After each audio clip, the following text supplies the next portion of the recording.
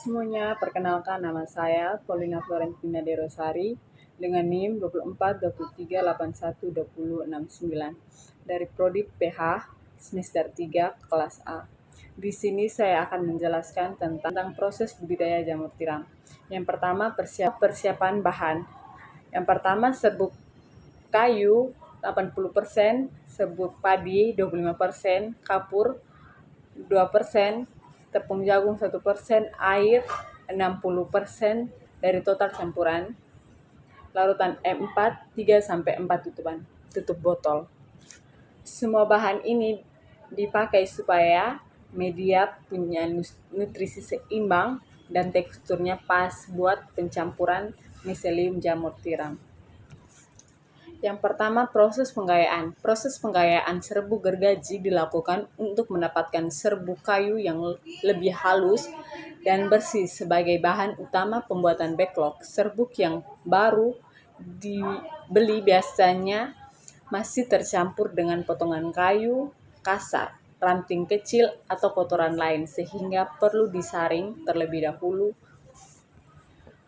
Proses pencampuran media dilakukan setelah serbuk gergaji halus disiapkan semua bahan seperti serbuk kayu, dedak padi, dedak jagung, tepung tapioka, kapur, dan larutan E4.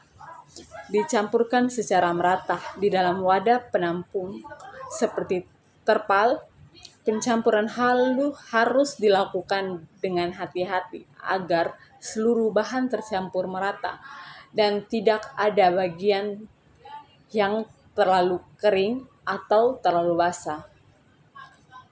Larutan E4 biasanya ditambahkan sedikit demi sedikit sambil diaduk sampai mencapai kelembapan yang pas, yaitu ketika media dapat digenggam namun tidak mengeluarkan air.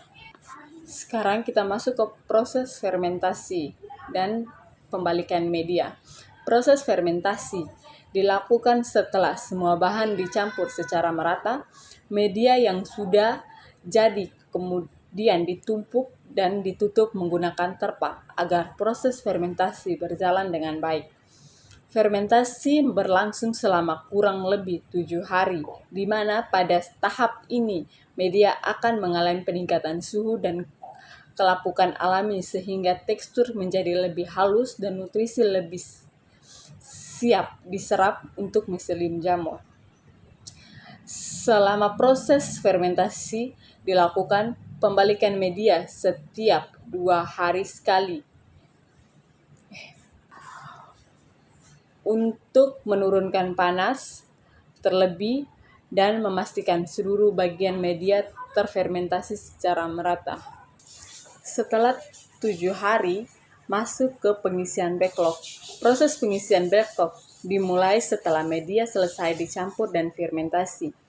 Media yang sudah siap kemudian ditimbang sebanyak 1,5 kilo untuk setiap kantong plastik tahan panas.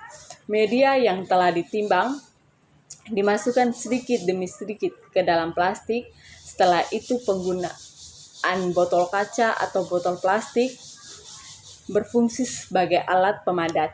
Botol tekan ke dalam media untuk memastikan media benar-benar padat dan tidak banyak rongga udara sehingga pertumbuhan miselium nanti lebih merata.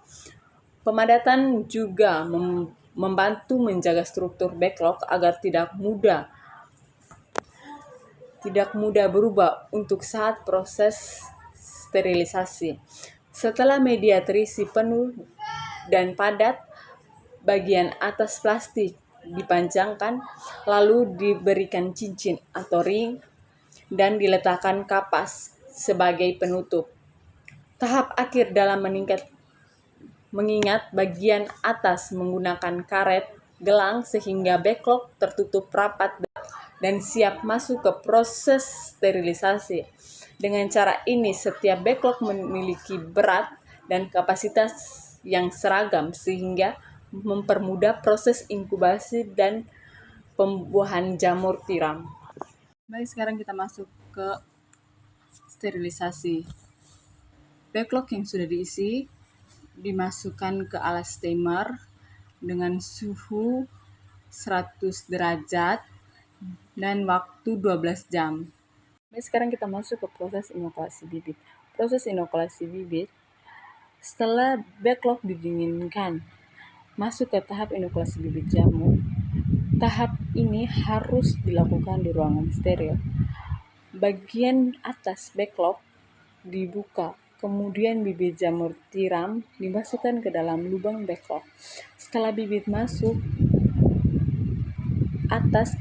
bagian atas ditutup, kemudian diisi dengan kapas dan kertas dan diikat atau ditutup dengan tutupan khusus.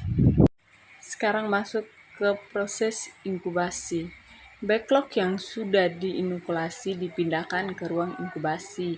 Backlog disusun di rak dengan suhu dijaga sekitar 24 sampai dengan 28 derajat Celcius di ruangan gelap. Di tahap ini, miselium akan tumbuh, menyebar, dan menutupi seluruh media.